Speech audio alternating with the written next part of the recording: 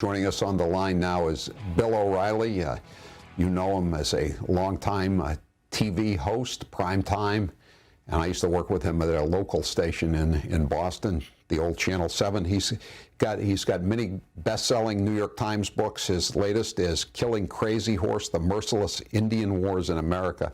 And I think a lot of people don't know much, haven't read much about the Indian Wars, and it's really interesting stuff. And going all the way back to the earliest days of the colonies. Bill picks up the story a little bit later, but it's very, very entertaining history, and it's written very well. Bill O'Reilly, thanks for being with us. I appreciate you reading the book, Carr. I know how busy you are, and Whitey Bulger's not even in it. I really appreciate you reading it. Very good, nice of you. But there are a lot of white eyes, as they used to say in the old movies, in it, even if Whitey's not in it. Before we talk about the book, I want to ask you about the current events.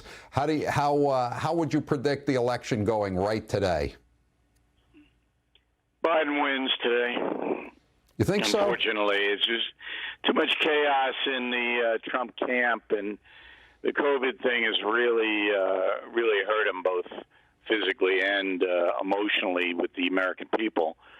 I don't believe the polling per se, because they're push polls, and but the internal polling in both parties now indicates that Biden would win.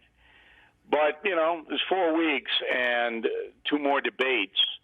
But I think Trump has to figure it out that next week in Miami is his, I think, last shot at it. And it's the format suits him. It's a town hall thing. You know what that's about. So he'll be able to say and do what he wants, but he can't come off this bellicose word of the day. He's got to be incisive and drill Biden, who's pretty sleepy, I have to say. I mean, he's not a very good candidate, but right now he's ahead.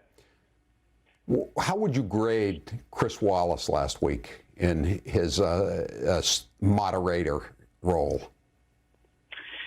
Well, he threw the whole thing off, Wallace did. I mean, so the grade would be C. And if you were you're generous. Trump supporter, a D. But his questions were way too windy, way too long. And by the time he finished asking them, you didn't even know what the question was. So that created a lot of chaos. And then Trump, who started off very strong, got angry, and that always kills him when he gets frustrated. Because Biden was basically just saying stuff that wasn't even close to being true. I mean, can you imagine that Biden saying, well, all this stuff about my son Hunter has been debunked? That was the word he used, debunked. Like you're sitting there it's ridiculous. What? Right, and then denying that he called the military stupid bastards when everybody in the audience has seen it on videotape. I mean, and Chris Wallace gets away with calling critical race theory racial sensitivity training. I mean, that was absurd. And then trying to hang the Charlottesville lie on Trump yet again. That was horrible. And saying there were white supremacists in Kenosha. I mean, it was all of it was just Democrat talking points being thrown at the president of the United States. But what he should have done was ask his own questions of Biden. And he did that at one point. So when Biden would not answer a very important question about, look, if you're elected, are you going to try to destroy the Supreme Court as we know it? And he wouldn't answer it? Now that, to me, you know, you have to step back as a candidate and then look at the camera and say, this man is dangerous. This is dangerous. And instead of going, he wouldn't answer it, we know that, Mr. President. Now you have to bring context to the dodge. So, you know, I don't believe Wallace was in the tank, but I just think that he didn't anticipate that Donald Trump wasn't going to just sit there and allow deceit. If he wasn't in the tank, Bill, how come Biden didn't get some of those disingenuous, when did you stop beating your wife type questions that Trump got? Because if you understand the world in which Chris Wallace lives, and I do because I've known him a long time, he sees himself as this kind of establishment professor, not a journalist, but he's above it all. He's above it all. And the narrative from the Washington Post and the Boston Globe and the New York Times, and that's where Chris lives. He lives in that narrative. But they hate Trump. They hate Trump. They're not objective observers in an ivory tower. They are gladiators in the fray. I mean, they go after Trump more than the Democrat politicians, if that's possible.